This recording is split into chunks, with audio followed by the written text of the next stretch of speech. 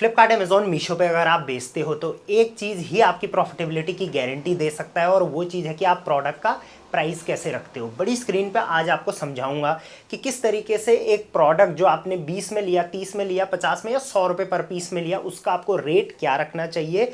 Believe me, guaranteed profit आप बनाओगे, क्योंकि मैं उसमें रिटर्न्स, मैं उसमें एडवर्टीजमेंट, मैं उसमें जीएसटी सब कैलकुलेट करूंगा। तो आज की वीडियो अगर आपने पूरी देख ली तो बिलीव मी सारा डाउट्स आपके अपने प्रोडक्ट प्राइसिंग को लेके क्लियर हो जाएंगे।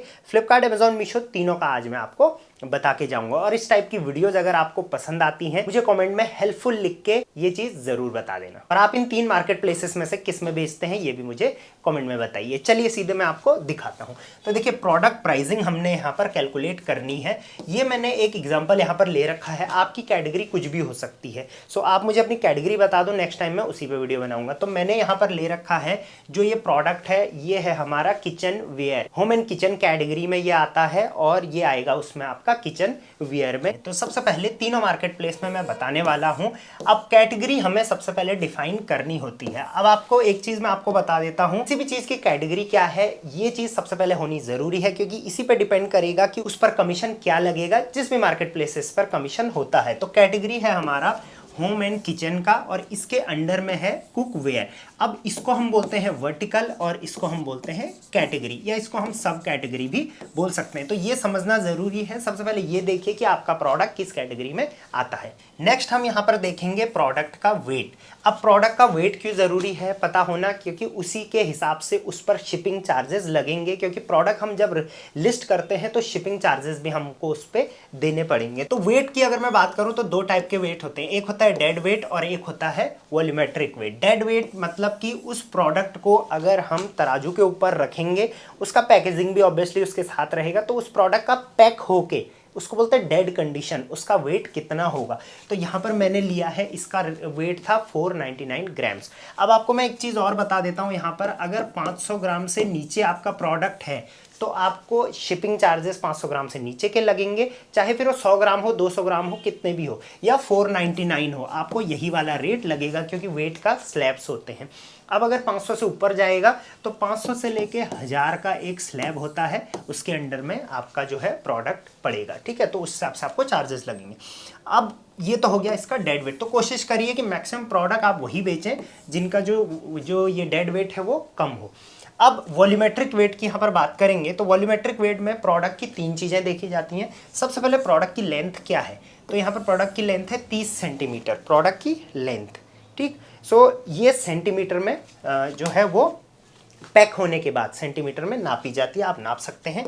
ब्रेथ, तो ब्रेथ है इसकी 5 सेंटीमीटर और ब्रेथ है 15 सेंटीमीटर और हाइट है 5 सेंटीमीटर। तो ये तीनों इसके डायमेंशंस आ गए। अब अगर हमें वॉल्यूमेट्रिक वेट किसी प्रोडक्ट का कैलकुलेट करना है तो हम इन तीनों को मल्टीप्लाई कर देंगे, 30 गुणा 5 गुणा 3, तो ये हो गया 2250 और डिवाइड कर देंगे उसको 5000 से, ये रूल है।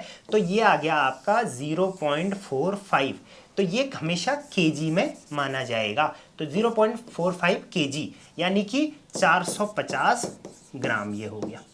ठीक है, तो इस प्रोडक्ट का डेड वेट आया 499, वॉल्यूमेट्रिक वेट आया 450 ग्राम्स, यानी कि चाहे वॉल्यूमेट्रिक वेट हो या फिर चाहे आपका डेड वेट हो, ये 500 ग्राम से नीचे ही हो रहा है। सो मार्केट प्लेस क्या करता है कि जो आपका इन दोनों में से ज़्यादा होगा, डेड वेट और वॉल्यूमेट्रिक, वही कंसिडर करता है।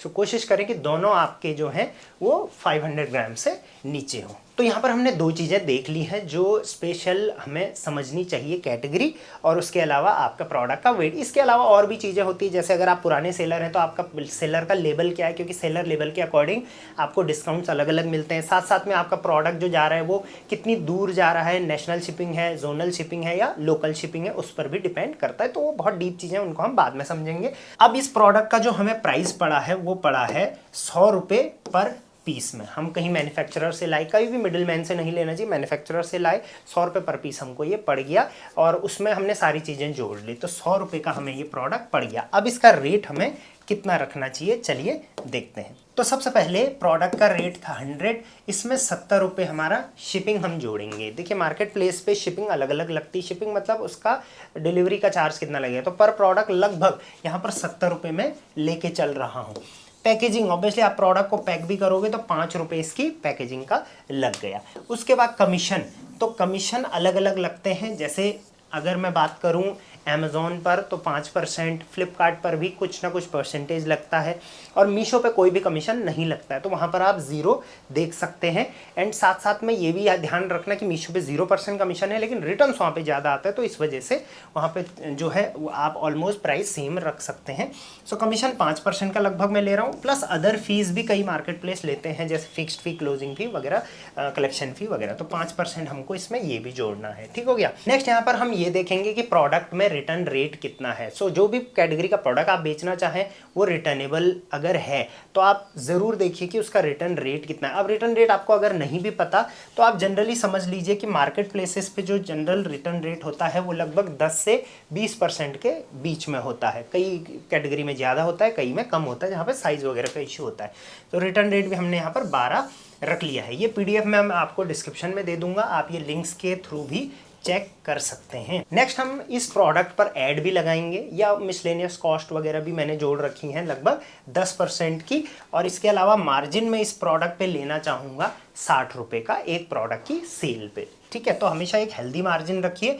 और GST स्लैब है इस प्रोडक्ट का 5%, तो GST स्लैब भी समझना ज़रूरी है। आपके प्रोडक्ट का GST स्लैब क्या है, उसी के अकॉर्डिंग आपको उस पर चार्जेस लगने वाले हैं। तो चलिए अब टाइम आ गया है इसकी जो प्राइसिंग है उसको कैलकुलेट करने का। तो सबसे पहले जो फिक्स्ड कॉस्ट है उसको हम ऐड करेंगे, क्योंकि फिक्स्ड कॉस्ट ऐड हो जाएंगी तो अच्छी बात है, क्योंकि बाकी जो भी चीज़ है, जैसे ये 12% आपका यहाँ पे लगाना है, 10% यहाँ, 5% यहाँ, ये हमेशा सेलिंग प्राइस पे लगता है जो फाइनल प्राइस आप रखोगे, राइट।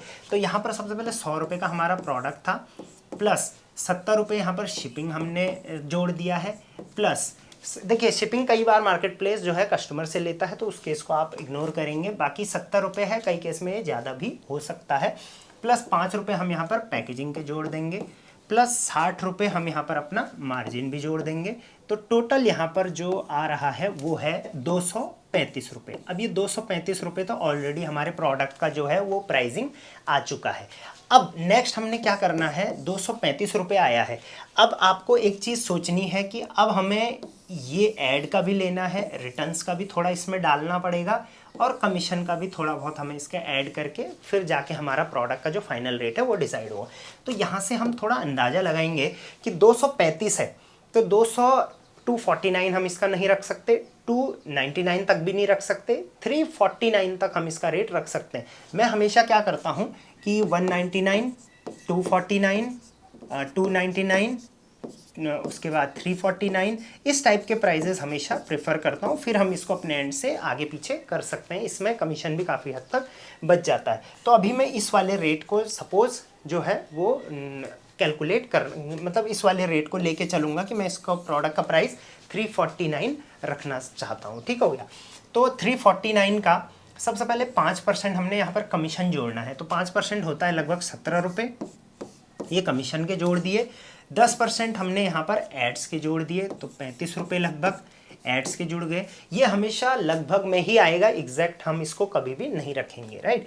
उसके अलावा 12%, 10 से 12% हम रिटर्न का भी इसमें रीइंबर्समेंट करके चलेंगे, तो लगभग 35 रुपये हम यहाँ पर रिटर्न्स के भी लेके चलेंगे, एंड प्लस GST, तो 17 रुपये यहाँ पर अपना GST हमने ले लिया है। अब हम यहाँ पर 10% रिटर्न्स का और एड्स का क्यों लेके चल रहे हैं, क्योंकि हर 4-5 प्रोडक्ट में से एक रिटर्न आएगा, वहाँ पर सिर्फ रिटर्न फीस लगेगी।